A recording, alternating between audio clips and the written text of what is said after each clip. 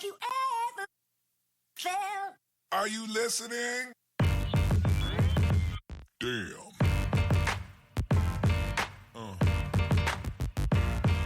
Yeah. How's everybody doing tonight? I'd like to welcome to the stage the lyrically acclaimed. I like this young man because when he came out with the phrase. He went from ashy to classy. So everybody in the house, give a warm round of applause for They Gave Us a Podcast. How's it going, guys? Thanks for joining me again. Y'all motherfuckers better know who that was that I just recited. Is recited a word or whatever? What I just said, that little 30 seconds, y'all should know who that is. If y'all don't know, then you should go find the tallest bridge and jump off of it. Thanks for joining me. Welcome back to episode 15. Today is Wednesday, May 31st. Last day of the month of May, obviously. I don't think there will ever be 32 days. If you're driving today, please be careful because it's the end of the month and the cops are looking to give you tickets to meet that quota. So, shape up. Don't look at your phone. Don't text. Don't even look down at the radio because as soon as you take your eyes off that road, there's a ticket for you. As a matter of fact, we're going to open up this podcast. I'm going to call out the New York City Police Department real quick. Just very quickly because I don't want them to find me and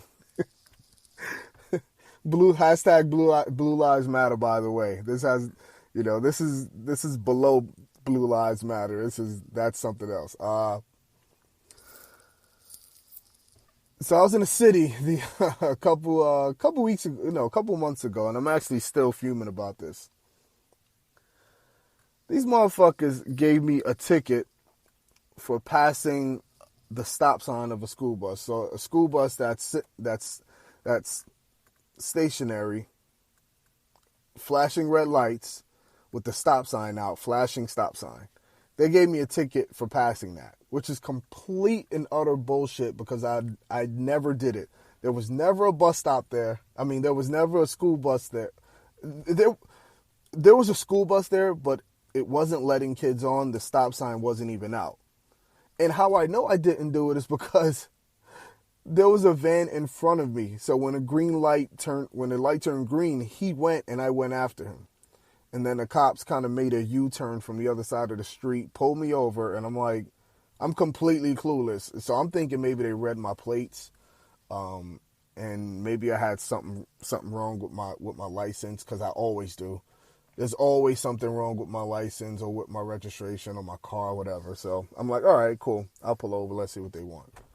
They gave me a ticket for passing a stationary bus, school bus. I didn't pass it. I know that. So now I have to go to court 3 hours away and fight the ticket. And I got to try to plead it down. So now if I don't feel like going down there and I plead guilty, I think that's 5 or 6 points on my driver's license. I think it's 5 points on my driver's license. And you know they're going to hit me over the head with a fee. So that fee is probably going to be like $450 and 5 points on my license for a violation that I didn't even commit. So you want to talk about the state needing money? They should never need money because they can do that all day and just hit people over their head with fees and fines and everything else. Complete and utter bullshit. And I'm disappointed at you, New York City Police Department. I really am. You guys are supposed to be the finest. I think it says that on your uniform. And you didn't treat me fine in any way. So I'll see you. Don't worry. I'll see you.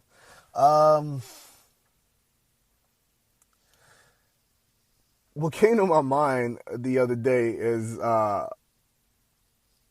state. You know, it's so many ways. It's so easy for this state or any other state to make money. You know, with all the stuff they got. Obviously, they got red light cameras. They got the cops hounding you every chance they get to to catch you not signaling on a turn, or see you driving with a old inspection sticker or whatever. I got caught for that too, by the way. I got caught by that in a funny way. This is about sometime last year, so I'm driving. I got my girl in the car. I got my daughter in the back seat, and I knew my inspection. My car needed to be inspected. The problem is the check engine light was on. So if it's a check engine light, that's pretty much like the red light of death. When you used to play Xbox, and once you got that red light on the Xbox, that's it. You can never fix it. That's what the check engine light is on cars. So I had that on there. And so I'm just driving around, and it's got the old color of the sticker. So they look at the color, they know it's expired. So I'm just hoping I don't pass a cop, or I'm just hoping they don't see me. So I'm going down one way of the road, and a cop is coming towards me, and I'm like, shit, there's no way to turn. The turn is like a couple yards down, and by that time he would already see me. So we pass each other. He sees me, obviously. I look in my rearview mirror, as I always do. He makes the U-turn. I'm like, shit. So what I do is, when I see him put on his blinker to make the U-turn, I kind of speed up a little bit. And when I get out of his sight, I make a right turn. Somehow, some way, I don't know. I don't know if he saw me make the turn or not, which I doubt. But he caught me. So I make the right, and I kind of go down the street, and I try to make another left. And as soon as I try to make that left, he comes right up behind me. I'm like, well, how the fuck did he find me? So he comes up to the window. He tells me my sticker's out, and I'm like, I'm a black guy. I'm aware he's a white guy. I'm aware he's a white guy. So I'm trying to be like calm, cool, respectful. And I'm like, no, I get it, sir. I'm actually on my way to get it replaced. I'm talking in my white voice. Because, most black people got that white voice. Like when you call them for a job interview, when you're on the phone, they're like, hi, yes, oh, thank you very much. I appreciate it. Like, that's the voice I put on. So if you got a black friend, ask to hear his white voice. He'll show you his white voice. But, so while I'm trying to calm him down, baby mama is in the passenger seat, just answering questions for me and shooting back at the cop. And I'm like Lil that's a tongue twister. I'm like Lil Yachty on Complex's Everyday Struggle on MTV. I'm like, my nigga, chill. And she going at the cop, and the cop yells at her. He says, he's like, ma'am, I'm not talking to you. And I had to tell her, like, relax, dude, because if this dude gets agitated, he can pull me out the car, and then whatever happens after that, all because you want to run your mouth. So, you white, you safe. My daughter's half white. Like, she sort of safe. Like, he'll, like, smack her up a little bit, but he won't do damage to her, He'll just smack up the black side. That's messed up. I love my daughter. That's messed up. And so he eventually let me go. And just told me to get it fixed. But just that running with the cops, man, I hate having that running. It's uncomfortable. No matter how many times it happens, like, it's just so unexpected. You never know what's going to happen with that. So I just need to bring that up. But yeah, on to the podcast. I guess the podcast is starting right now. If that meant nothing to you, you probably just skip through the whole thing. Don't skip, damn it. Listen to every minute, every word I say. Just hang on it. Hang on every waking minute. Yeah, I did want to mention my last episode 14, titled See That Body Go Romp, Romp, Romp. That, to date, is my biggest episode. It was a tremendous turnout. It had, way more listens and downloads than I expected. By far my best episode. And I appreciate everybody who listened into it and liked it and favored it and shared it and subscribed to the podcast. It definitely means a lot, man.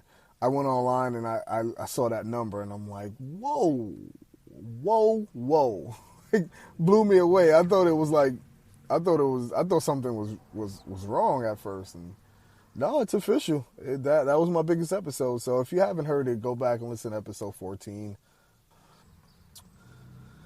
While we're on the subject of police and cops and getting pulled over, can we just talk about Tiger Woods real quick?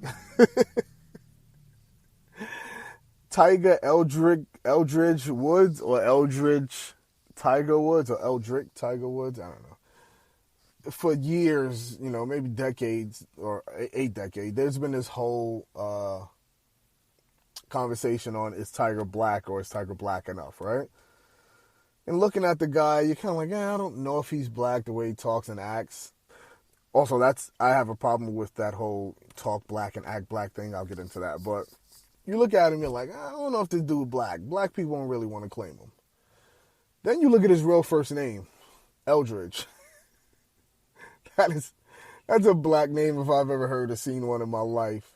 So that makes him black right off the bat, right? Like, Eldridge, really?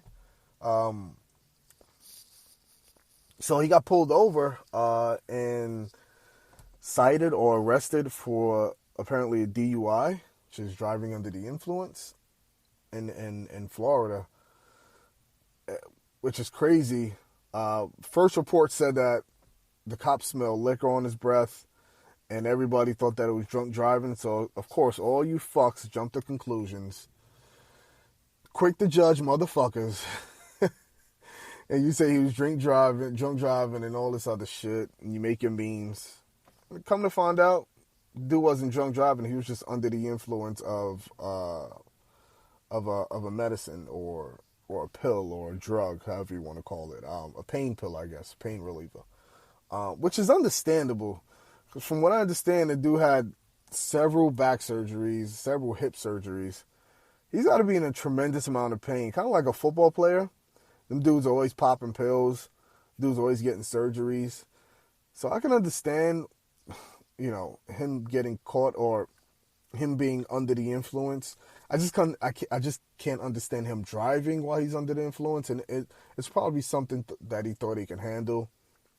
Maybe he took a pill and he's just like, nah, I'm good. And then it just really hit him in the middle of the drive. So I guess they found him asleep at the wheel. Nonetheless, you jump to conclusions, society, motherfuckers. Y'all gotta quit it, man. Just wait an extra day for the report to come out. That's all you gotta do. But we live in a society right now, in this world, where everything is now. Information is now. It's in the palm of your hand, literally. And I'm snapping my fingers, if you can hear that, but I'm not really snapping because I can't snap my fingers. My 5-year-old daughter can snap her fingers, and I'm a grown-ass man, and I can't do it.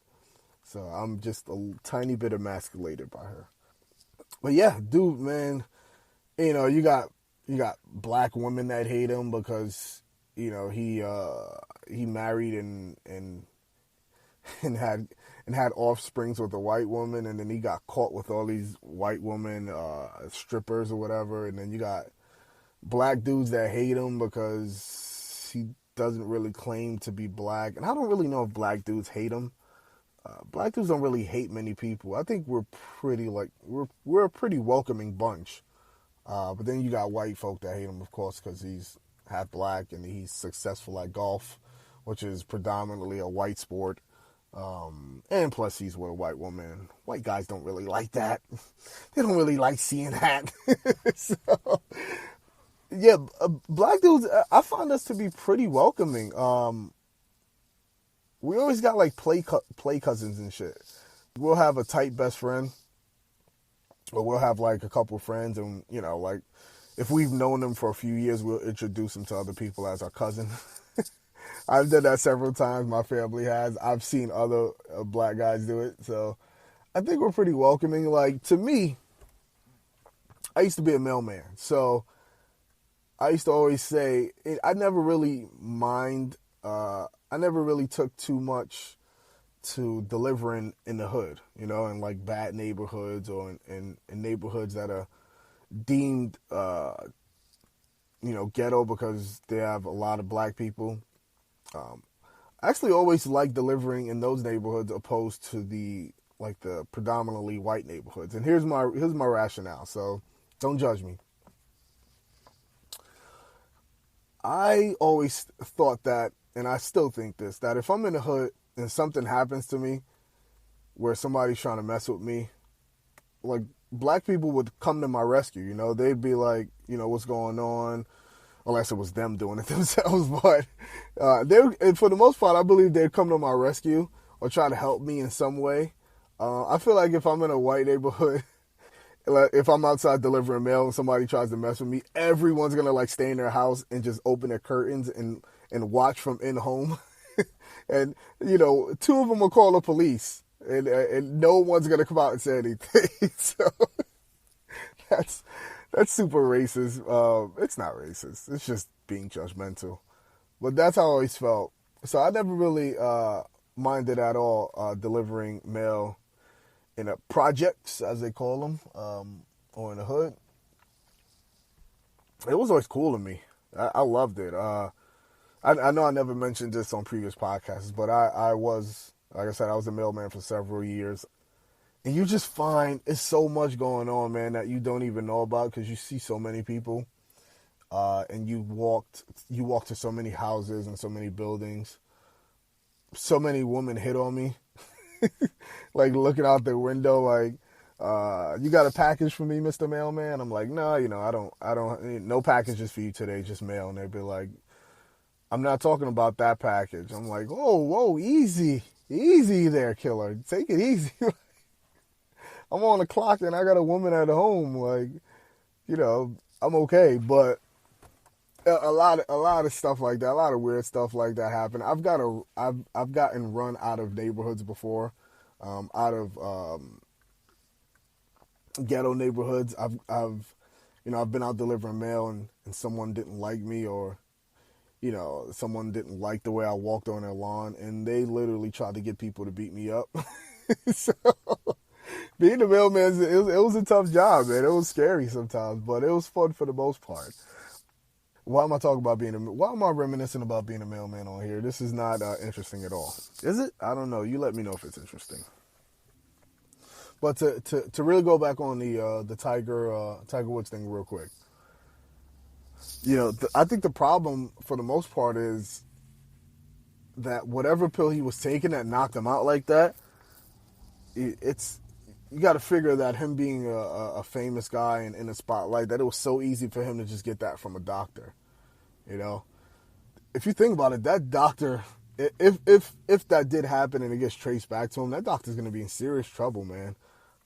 And a lot of people put their lives and their careers on the line for shit like that, and I don't get how they do that. When you get to a certain level, you become a doctor and shit, and you put your career on the line, your livelihood on the line for some shit like that.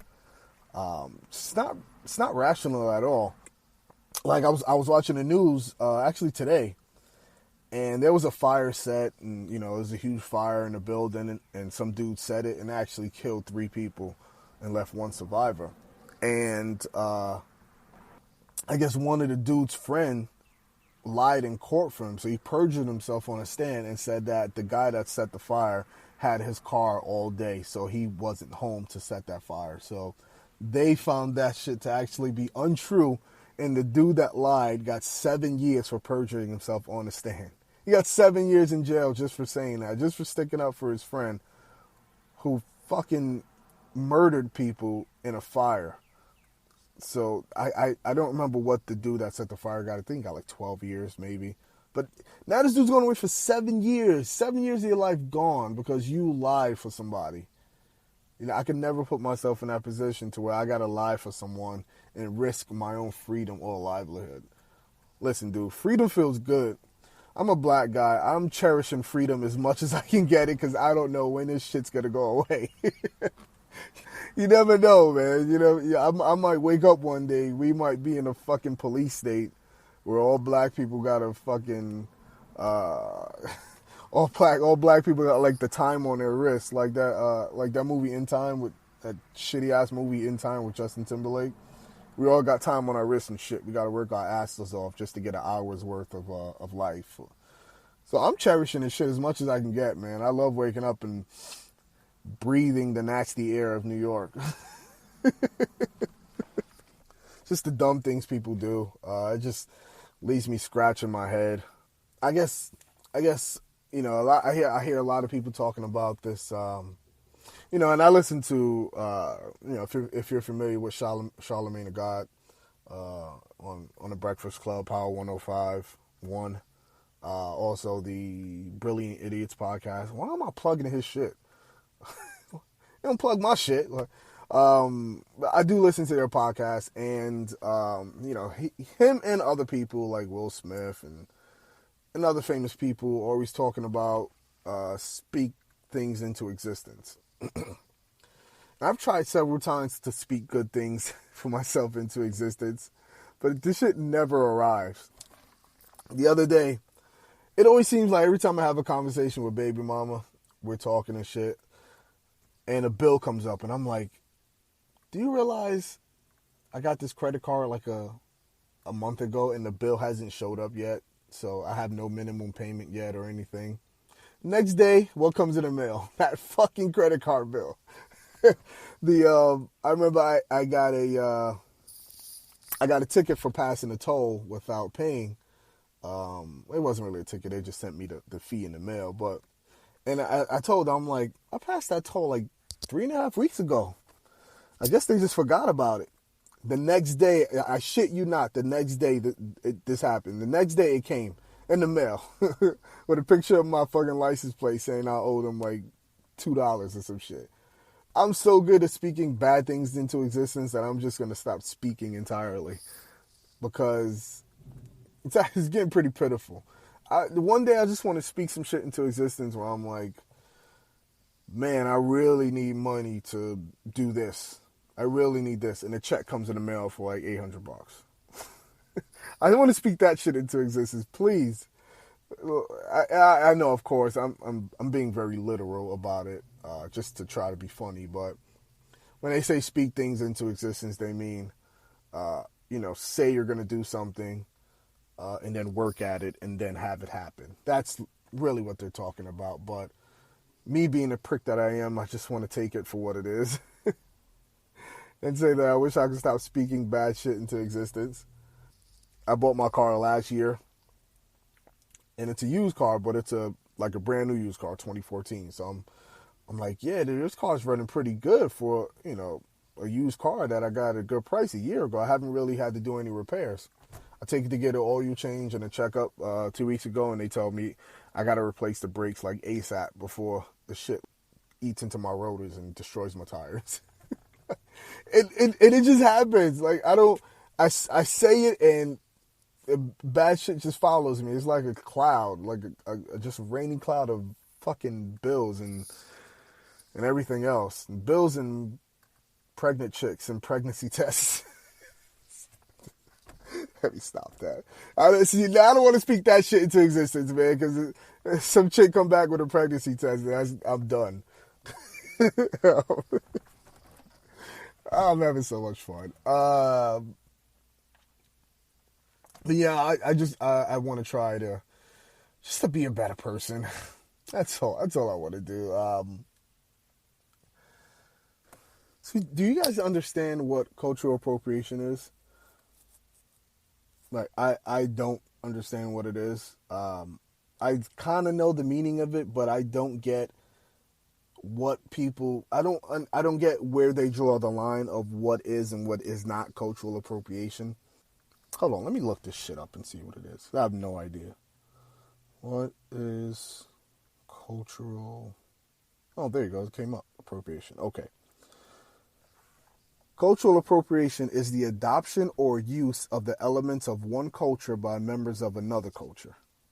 Cultural appropriation, often framed as cultural misappropriation, is sometimes portrayed as harmful and is claimed to be a violation of the collective intellectual property rights of the originating culture. Jesus, that's a mouthful.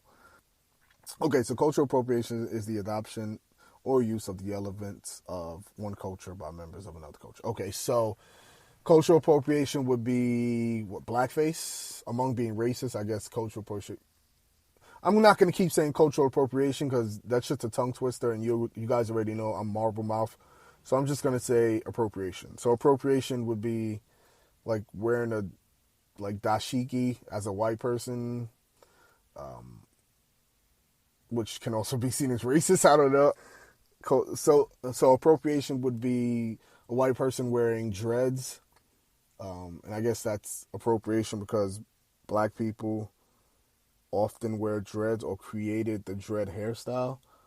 I'm not sure. I'm not really sure. Or cornrows. I guess Justin Timberlake back then, when he was in NSYNC, when he had cornrows and a bandana and a jean jacket, was that appropriation? So when I start this new job on Monday and they allow me to start depositing money into my 401k, is that appropriation of white people? Am I appropriating, here's the question, am I appropriating white culture by having a 401k? That's what I need answered. Fuck everything else. What would be appropriation for black to white?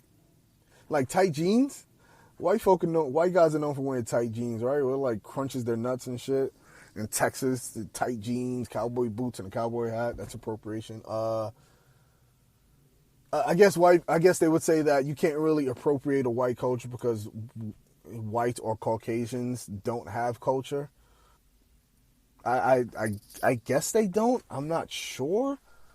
I guess when you talk about black culture, you talk about the history of music or the history of dance or the history of clothing, garments. I guess things like that. I guess that makes sense.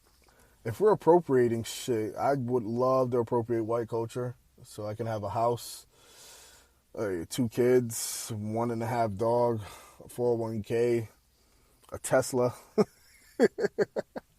I saw a Tesla on the road the other day and on a highway. Jesus, man, that is a beautiful car. But yeah, cultural appropriation, man, it's a tricky one because it allows people to claim things, like all of a sudden everything's cultural appropriation. If I'm wearing, a pink book bag, I'm appropriating Kanye West. I have no fucking clue, man. None of that shit really interests me because I just don't care, man. There's so many people out there on Twitter, on social media, Facebook, who just are in the comments and they care about this shit. And I don't. I really don't, man. I got better shit to worry about. I got a family. I'm trying to better my life and better this podcast and grow my business. I don't have time to think about stupid shit like that. Like the other day, man, my younger sister's baby daddy. There's a whole lot of that going around. My young sister's baby father wanted to fight me. He always wants to fight me. I'm like, dude, I don't even fucking know you. I don't have time for this shit, man. Don't get me wrong, I can kick somebody's ass. I'm a husky dude, but I just don't have time for this. I'm not a fighter. I'm not gonna fight you. And if you say you're gonna beat my ass or hurt my family, I'm just gonna call the cops and get you arrested for terroristic threats. That's how petty I am, man. I'm not gonna fight you and risk going to jail or some shit and not being able to be free and provide for my family. That's just dumb shit, man. You gotta do better than that. Why does everybody want to hurt and fight each other and fucking throw negatives everybody's way? If we're really doing shit for the culture, let's just be progressive. Stop this bullshit. I will send you to jail. I will be petty and call the cops. I don't care. That's just me, man. I've always said, I'm not built for jail. I never will be. Now, if I was to ever go to jail, which would most likely never happen, I'm not trying to fight anybody. They always say, what you want to do is, you see, when you get in jail, you just want to look around. You want to find the hardest motherfucker, the toughest motherfucker. You want to walk right up to him, punch him in the fucking face, knock him out. I would do the exact opposite. I want to go up to him and be his friend. I just want to tap him on the shoulder and be like, hey, man, listen, I get you're the toughest guy in here. I'm new. Let's just be cool.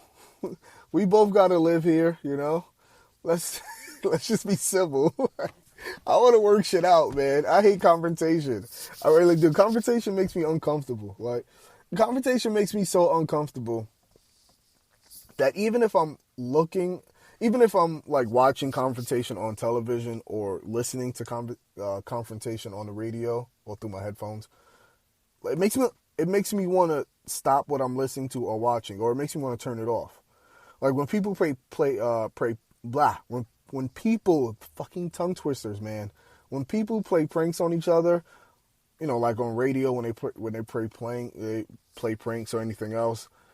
Man, that shit makes you really uneasy, and I don't know why. I wish I could figure it out, but I feel like I wouldn't be able to play pranks like that because I feel like I wouldn't be able to confront someone with that energy. You know, I wouldn't, be able to scream on them and curse at them and talk shit to them, even though I'm just joking around. I would not be able to do it. So a conversation makes me really uneasy, man. If I ever went to jail, I try to be low key, and keep my head down.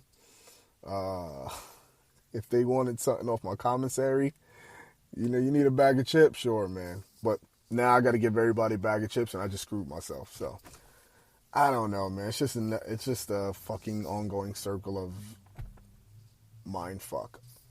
So yeah, that's not for me, man. You want to fight me? I don't want to fight you. I could care less who you are. I don't give a shit. You in no way affect my life. And so if you want, I'll just call the cops, say you're making threats, and they'll take care of it. Look at me throwing out subliminals like I got podcast beef. Yeah, that last episode 14, man, that shit got to my head. It got so many listens. I'm thinking I'm big time now. So on another note, this actually just came to my mind. Did you guys see that they apparently defaced LeBron James's house? They sprayed the N-word on his. They spray painted or in some way put the N-word on his house. Now, I'm not sure if this was like a house in Cleveland or Toledo, Ohio, wherever he resides. But if it was, how fucked up is that, man? Like LeBron James, one of the most influential, noticeable, recognizable, talented, any other word that describes excellence you want to put in there. He's that guy. He's about to play Golden State in the NBA Finals, and he gets his house, defaced by some fucking idiot who I assume is racist because they put the N-word there. Now, I'm not going to say the N-word simply because I just don't think it belongs in this podcast. I use it in my personal life when I'm around people I'm very familiar with, like my friends. Or baby mama, even though she white, she can't say it. Only I can say it, because that's how I roll. But I'll use it, but it's not it's not a word that I use regularly. I actually don't use it outside of my house at all. So, I don't get why people do things. I get why some people do things, but to do shit where the motivation is racism or because someone's black or white, it's just complete bullshit, man. I don't get that that in 2017 we still have to deal with this, man.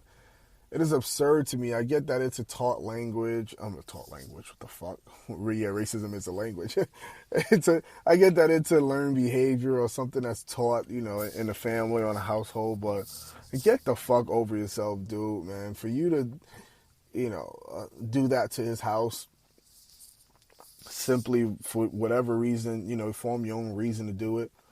How fucking low of you to do that, man. Go find the tallest building and jump the fuck off, man. For real, head first. There's just no place for that, man. Like, imagine. I know they probably don't give a fuck, but imagine how that makes him and his family feel. While you're at it, just go fucking burn a cross on his lawn. Since we're doing that, right? Throw Molotov cocktails through his window. And don't do that. I'm just saying. I don't give anybody permission to do that. I'm just saying, if you're going to go to the extreme, then why not, right? It's just absurd to me. By the way, I wanted to mention this. If you happen to be listening at work, if you haven't noticed by now, in 15 episodes, with the explicit fucking thing on my cover, and on every episode, this is an explicit podcast, so it's not safe for work. So if you're listening at work, you might want to put your headphones on, and if you can't do that, just turn down the volume so only you can hear me, because no one else in your office or wherever you are in your classroom needs to hear me talking shit and cursing. So, and that's basically what my rants. That's what they consist. It's just curses and stupid information. Hey, look, thanks for joining me, guys. I appreciate you joining me on this podcast, as always. You can hit me up at They Gave Us a Podcast on Facebook and on Instagram. You can hit me up on Twitter at THYGV Us a Podcast. So that's THYGVUSA Podcast. I'm starting to be real active on Twitter, and so I'm trying to grow things there. So follow me if you haven't done so by now. If you want to follow, I'll follow you back, because I'm still not too big yet to not follow people. So maybe when I get to a certain point, then I'll just stop following people because I'll be too important. I love messing around, man. I love this. You can also send me an email at theygaveusapodcast@gmail.com. Please, if you don't know how to spell, just ask me and I will let you know. That's it for this episode. This is episode 15. I appreciate your time as always. Thank you for giving me 40 minutes. It means a lot to me. And I just try to make these under an hour so I'm not boring you in any way, shape, or form. Love you guys. See you on episode 16 next week. Have a great weekend. Peace.